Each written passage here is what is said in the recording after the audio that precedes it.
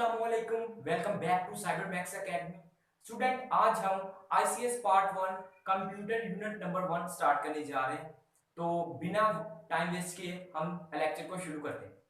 तो सबसे पहले हम इस चैप्टर का ओवरऑल इंट्रोडक्शन पढ़ेंगे कि इस चैप्टर में राइटर ने हमें समझाने की क्या कोशिश की है और क्या फायदा होगा हमें इसे पढ़ने से। ओके, तो सबसे पहले इस चैप्टर के टाइटल पर गौर कर लेते हैं। तो इस चैप्टर का title basic of information technologies. अब देखिए, सबसे पहले वर्ड आता है बेसिक्स। बेसिक्स हमें पता है कि बुनियाद को कहते हैं, किसी भी चीज की बेसिक्स। स्टूडेंट को कहा जाता है कि तुम्हारी बेसिक्स क्लियर ही होनी चाहिए, इसी से आपके अगले कॉन्सेप्ट क्लियर होंगे, मतलब बुनियाद क्या है उस चीज की। तो आगे वर्ड आता है इंफॉर्मेशन टेक्नोलॉजी। इंफॉर्मेशन टेक्नोलॉजी में सबसे पहला वर्ड आता है इंफॉर्मेशन। तो इंफॉर्मेशन क्या चीज है उसके मतलब जान लेते हैं। हम किसी भी चीज के मतलब फैक्ट्स एंड फिगर जानते हैं। मिसाल के तौर पर आपको पता है कि इंसान के जिस्म में 206 हड्डियां होती हैं। तो आपको इस जिस्म के मतलब इंफॉर्मेशन पता है कि इंसान के जिस्म में 206 हड्डियां होती हैं, तो ये एक फैक्ट है। तो ये हुई इंफॉर्मेशन। अब देखिए, इंफॉर्मेशन के कॉन्सेप्ट के साथ ही कॉन्सेप्ट आता है डाटा। जब भी बात होती है डाटा की तो साथ बात होती है इंफॉर्मेशन की। तो ये दोनों चीजें इकट्ठी डिस्कस की जाती हैं। तो सबसे पहले जान लेते हैं what is data. Data, the raw facts and figure are called data. Unprocessed thing is called data. मतलब कोई भी चीज जिसके मतलब हमने प्रोसेस उस पर नहीं की गई, प्रोसेसिंग उस पर नहीं की गई, मतलब उस पर रिसर्च कंप्लीट करके फाइनल रिजल्ट नहीं निकाला गया, उस चीज को हम कह देते हैं डाटा। मिसाल के तौर पर जब स्टूडेंट्स कॉलेज में एडमिशन के लिए अप्लाई करते हैं तो उनको एक फॉर्म दिया जाता है जिसे कहते हैं एडमिशन फॉर्म। उस पर वो अपनी पासपोर्ट साइज पिक्चर लगाता है, नाम लिखता है, वालिद का नाम लिखता है, अपने मैट्रिक के मार्क्स लिखता है और वो सबमिट करवा देता है कॉलेज को। तो वो कॉलेज की वो हुआ जो दिया जाता है ना, वो उसने सारा डाटा दिया, नाम, वालिद का नाम, अपना सारा डाटा फॉर्म पर फिल किया। वो थे रॉ फैक्ट्स एंड फिगर और उस चीज को हम कहते हैं डाटा। और उसके बाद कॉलेज के पास गया, कॉलेज की इंतजामिया ने उस पर प्रोसेसिंग करेंगे, वो उस पर देखेंगे स्टूडेंट के मैट्रिक में मार्क्स कितने थे, इसे कौन से सेक्शन में रखना है और कौन सा रोल नंबर इसे अलॉट करना है। तो वो इस पर प्रोसेसिंग करेंगे और जो चीज कॉलेज की इंतजामिया कर रही है उस डाटा के ऊपर, उसे कहते हैं processing.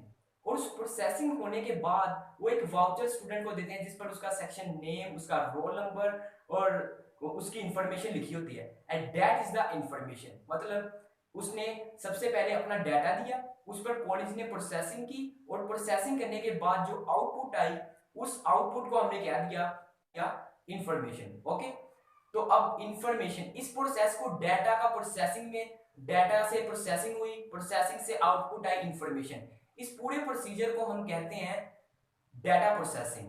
The process of converting data into information is called data processing. अब ये भी कॉन्सेप्ट क्लियर हो चुका होगा। डाटा इंफॉर्मेशन, ये भी चीज इसी तरह है, डाटा इनपुट होता है और इंफॉर्मेशन हमेशा आउटपुट होती है। ठीक है, अब बात आ गई information and technology. Information technology की बात आ गई। अब हमें पता है कि ये सारा कंप्यूटराइज दौर है, हमें कंप्यूटर, हर चीज आजकल कंप्यूटर पे हो रही है। आप ऑनलाइन ऑर्डर्स कंप्यूटर पे करते हैं, ऑनलाइन शॉपिंग करते हैं, ऑनलाइन खाना मंगवाते हैं कहीं से, हर चीज ऑनलाइन है। और हमें पता है कि ये चीज फ्यूचर में भी इसी तरह ही रहेगी। इंफॉर्मेशन टेक्नोलॉजी से मुराद ऐसी टेक्नोलॉजी जो different devices, computer, satellites, gadgets को यूज करते हुए इंफॉर्मेशन को पूरी दुनिया में स्प्रेड करने के लिए इस्तेमाल होती है। अब मिसाल के तौर पर जब आप यहाँ से अपने किसी रिलेटिव बाहर बैठे किसी दूसरे मुल्क में आप अपने किसी रिलेटिव से राब्ता करते हैं, तो आप क्या करते हैं, सबसे पहले कॉल मिलाते हैं। वो कॉल यहाँ से कॉल सेंटर जाती है, यहाँ से फिर आगे सैटेलाइट पे जाती है, सैटेलाइट से दूसरे मुल्क के कॉल सेंटर पे जाती है, कॉल सेंटर से आगे कनेक्ट होती है। तो ये किस चीज की वजह से पॉसिबल हो पाया? ये सारा इंफॉर्मेशन टेक्नोलॉजी की वजह से पॉसिबल हो पाया, क्योंकि पूरी दुनिया डिजिटली कनेक्ट हो चुकी है। और इसी वजह से दुनिया को ग्लोबल विलेज का नाम दे दिया गया है। ग्लोबल विलेज क्यों कहा गया है? क्योंकि पूरी दुनिया एक विलेज की तरह हो गई है।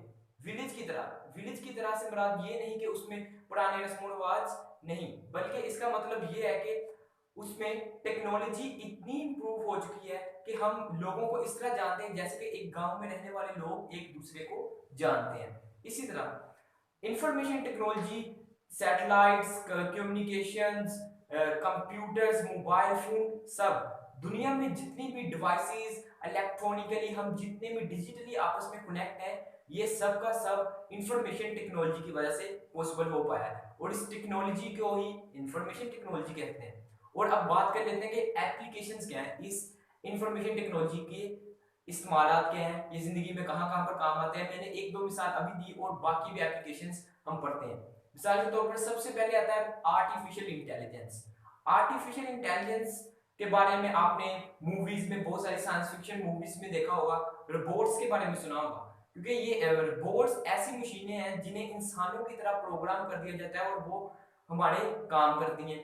आर्टिफिशियल मसनूई इंटेलिजेंस जहानत। आर्टिफिशियल इंटेलिजेंस का मतलब ये हुआ कि ऐसी मशीनें बना देना जो कि इंसानों की तरह खुद काम कर सकें, सोच सकें और डिसीजन ले सकें, फैसला कर सकें किसी चीज के बारे में। तो ये चीज आर्टिफिशियल इंटेलिजेंस पे आ जाती है। आपने रोबोट्स देखे होंगे, बहुत सारी साइंस फिक्शन मूवीज देखी होंगी, तो इसमें ये चीज अच्छी तरह एक्सप्लेन हो जाती है। मिसाल के तौर पर अब मैं आपको एक क्लिप दिखाता हूँ। इस रोबोट का नाम है सोफिया और ये एक आर्टिफिशियल इंटेलिजेंस है। और इसका देखिए ये किस तरह से, आप एक सैंपल देख लीजिए कि ये आर्टिफिशियल इंटेलिजेंस दिखने में आप कैसा है, ये किस तरह से काम करता है। तो देखिए, interviewing our cover star, Sophia. How are you today, Sophia? Good. What's up with you? और दूसरी एप्लीकेशन है जिसका नाम है web based applications. Web based मतलब वेबसाइट पे based application, softwares, application, app, समझ गए। वर्ड बेस्ड एप्लीकेशन, ऐसे सॉफ्टवेयर जिनको हम वेबसाइट्स पर जाकर यूज करते हैं, इन्हें वेब बेस्ड एप्लीकेशन कहते हैं। मिसाल के तौर पर आप माइक्रोसॉफ्ट की वेबसाइट पर जाइए और उस पर आप वेबसाइट पर जाकर माइक्रोसॉफ्ट वर्ड ऑनलाइन यूज कर रहे हैं, तो ये वेब बेस्ड एप्लीकेशन हुई। ठीक है। इसके बाद तीसरी एप्लीकेशन आ जाती है जो क्या है, e commerce. E commerce mean electronic commerce. The process of performing business on internet is called e commerce. मतलब आपको पता है कि आजकल बिजनेसमैन भी सारे ऑनलाइन हैं, वो कंप्यूटर्स को यूज करते हुए अपनी मार्केटिंग करते हैं, अपनी एडवर्टीजमेंट करते हैं अपनी प्रोडक्ट्स की। तो वो इस सब का सब कंप्यूटर की मदद से ऑनलाइन यूज होता है। मिसाल के तौर पर आप यूट्यूब पर कभी देखते हैं तो एड्स आ रही होती हैं, ये सब ऑनलाइन बिजनेसेस हैं। अब आता है M commerce. M commerce mean mobile commerce. Mobile की मदद से चीजों को फरोख्त करना, सेल करना। मिसाल के तौर पर आप चीजों को ऑर्डर करते हैं, कई बार आप अपनी ही कोई सी चीज को बेचने के लिए अपना कोई एड लगा देते हैं व्हाट्सएप पर, फेसबुक पर, किसी भी चीज पर, तो वो आ जाता है मोबाइल कॉमर्स में। और अगली एप्लीकेशन आ जाती है कंप्यूटर एनिमेशन। कंप्यूटर की मदद से बहुत सारी ग्राफिक डिजाइनिंग की जाती है, आप बहुत सारी तस्वीरें बनाते हैं, बहुत सारी एनिमेशन बनाते हैं। मिसाल के तौर पर आपने एनिमेटेड मूवीज देखी होंगी जो कि दिखने में बहुत ज्यादा रियलिस्टिक लगती है, तो इस पर बहुत ज्यादा मेहनत की जाती है, बहुत सारे प्रोग्रामर्स, बहुत सारे ग्राफिक डिजाइनर्स इस पर काम करते हैं। तो वो सारा कंप्यूटर को यूज करते हुए ही वो सारी एनिमेटेड मूवीज बनाते हैं। तो ये चीज आ जाती है कंप्यूटर एनिमेशन। आगे है डिस्ट्रीब्यूटेड कंप्यूटिंग। इसमें आ जाता है बहुत सारे कंप्यूटर्स पर एक सिंगल टास्क परफॉर्म किया जाता है। मिसाल के तौर पर एक पूरी टीम ऑफ ग्रुप है, वो 5-6 कंप्यूटर्स पर बैठी हुई है और काम कर रही है, उन्हें सिर्फ एक टास्क दिया गया कि इस टास्क को परफॉर्म करना है, और वो सब मिलकर 6 के 6 लोग या 7 के 7 लोग, जितने भी लोग हैं, वो पूरा ग्रुप एक ही टास्क को परफॉर्म कर रहा है। तो ये आ जाता है डिस्ट्रीब्यूटेड कंप्यूटिंग में। ओके, आगे आ जाता है मल्टीमीडिया। मल्टीमीडिया में क्या आ जाता है, वीडियो, ग्राफिक्स, ऑडियो, डिफरेंट, हर जो चीज हम कंप्यूटर, फेसबुक, यूट्यूब पर देखते हैं, ये सब कुछ मल्टीमीडिया में आ जाता है। और ये मल्टीमीडिया किसकी वजह से पॉसिबल हो पाया, ये भी इंफॉर्मेशन टेक्नोलॉजी की बदौलत पॉसिबल हो पाया। नेक्स्ट एप्लीकेशन है hyper media. Hyper media different चीजें जो कि हम इंटरनेट पर देखते हैं। मिसाल के तौर पर यूट्यूब देखते हैं, तो जब आप यूट्यूब को प्ले करते हैं तो आपको ऊपर एक लिंक नजर आता है, तो वो लिंक पहले किसी प्रोग्रामर ने उसको असाइन किया है, उसको दिया है। वो मतलब इंटरनेट पर हर वो चीज जो हम प्ले करते हैं उसको एक लिंक के साथ कनेक्ट किया गया होता है, लिंक के साथ लिंक किया गया होता है, तो वो चीज आ जाती है हाइपर मीडिया में। इस प्रोसेस के दौरान चीजों को लिंक के साथ कनेक्ट किया जाता है, तो ये हो गया हाइपर मीडिया। तो आज के लिए सिर्फ इतना ही। हमने इस चैप्टर का इंट्रोडक्शन अच्छी तरह समझ लिया है, और अगर कोई क्वेश्चन हो तो आप कमेंट सेक्शन में पूछ सकते हैं। मिलते हैं अपने अगले लेक्चर में। इकबाल के शीहीनों, अल्लाह हाफ़िज़।